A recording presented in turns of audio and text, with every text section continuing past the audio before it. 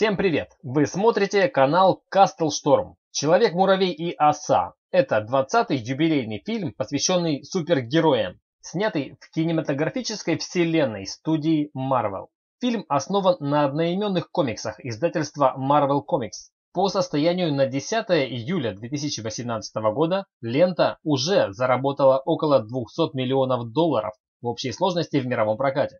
Это, конечно, далеко не рекорд, но неплохой старт и хороший повод рассказать об этом фильме в рубрике «Я хочу в кино» на канале Castlestorm. В этой части сиквела Человек-муравей, которого, как и в предыдущей части, играет комедийный актер Пол Радд, спасает маму своей подруги, осу, которую великолепно сыграла Мишель Пфайффер. На счету Мишель множество кинематографических наград, по значимости которых ее превосходит лишь Майкл Дуглас, сыгравший роль мужа осы. На сегодняшний день Дуглас единственный актер в этом фильме, обладающий премией «Оскар». Я сказал на сегодняшний день не случайно. Дело в том, что в 2018 году на большие экраны уже вышли как минимум 4 картины с участием Пола Радда. Тот факт, что в одной из этих картин Пол сыграл полуковбоя нетрадиционной сексуальной ориентации, говорит о том, что Радд просто в 2 шагах от Оскара.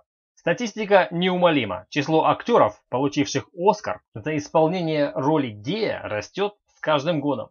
Вспомнить хотя бы Шона Пенна, сыгравшего Харви Милка, в ленте с одноименным названием. К чему я это говорю? А к тому, что примерно так же нудно, сложно и неоднократно в фильме «Человек-муравей и оса» происходит описание событий из других фильмов, явившихся причиной событий, происходящих во второй части сиквела «Человек-муравей».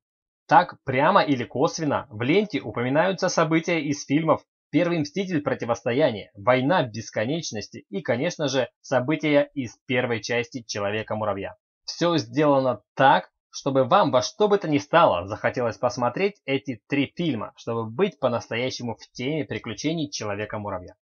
Основной суперспособностью героев фильма является возможность трансформации человеческих тел и предметов из нормальных размеров до субатомных или наоборот, до размеров многоэтажного дома.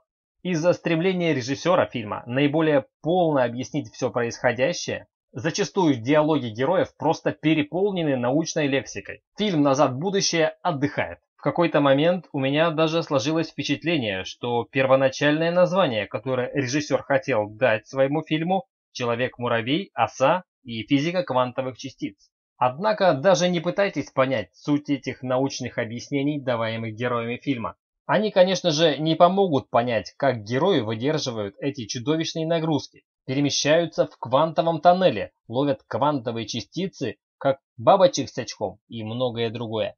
Все эти научные уточнения являются лишь частью иронии, которой пронизан весь фильм, в связи с чем смотреть его не только интересно, но и весело. В конце второй части фильма Человек-муравей выходит на свободу. Не буду подробно останавливаться на этом моменте, чтобы не портить ваше будущее впечатление о фильме, поскольку думаю, что еще не все из вас его смотрели. Хочу лишь с этой финальной точки картины провести возможные линии развития сюжетов следующих серий сиквела о Человеке-муравье. Ну а пока я собираюсь с мыслями, у вас есть время подписаться на канал Castle Storm. Итак, вариант первый. Освободившийся Человек-муравей мог бы обзавестись детьми и семьей. При развитии сюжета в этом направлении Человек-муравей со своим дружным шумным семейством противостоял бы злодеям вселенной. Я даже придумал название для этой части «Человек-муравей, муравьиха и непобедимый муравейник». Вариант 2. Развитие сюжета происходит в недрах квантового мира, из которых неосторожными действиями Человека-муравья был вызволен в наш мир новый супергерой по имени Квантобой, от рук которого пал главный враг всех Мстителей Танос. Такая часть могла бы называться просто «Человек-муравей, Танос и квантовое перемирие». В общем, в том или в ином виде следующая часть про Человека-муравья точно будет. Чтобы убедиться в этом, необходимо досмотреть этот фильм до самого конца.